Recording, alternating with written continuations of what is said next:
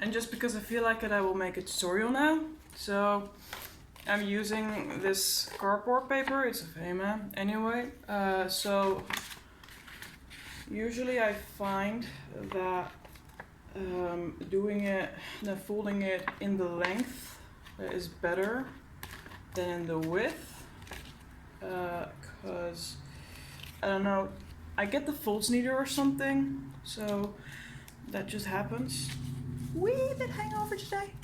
And then if you got this, then you fold it in half just to see where the middle is.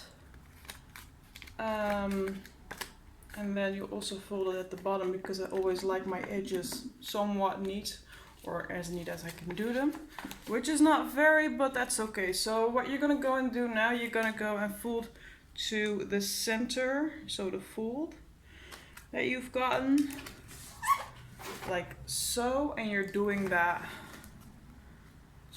twice. And then you should come up with this, then fold it like that. Now this is not necessary, but I always like to do it, is that I fold the edges like this so that it doesn't stand up.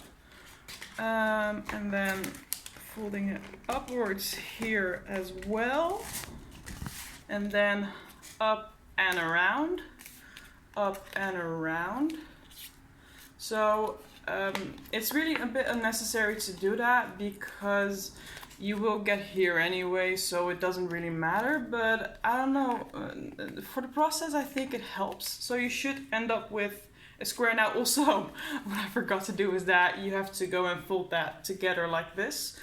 Then you flap it over. Also try to do that as neatly as possible. And like this, so you flap that over like this, and then you do the same on the other side, so you should end up with a triangle. Now, oh god, it's shit. Anyway, this is often why cardboard doesn't work for this purpose, because I don't know, it has a tendency to kind of oh god, and it keeps shedding. This is not a good thing. Anyway, I'm failing at this, definitely. Anyway, so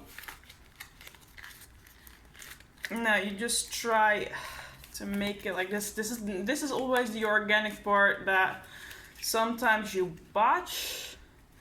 Like with this one, I think I did awesomely, but with this one, definitely botched it. So now I've got a boat which will sink easily if I put it in the water. Never do, it's just, you know, things that I do to keep my child alive, my inner child alive. Wish I had it now. So this is a boat making tutorial to keep your inner child alive. Don't mind my hair.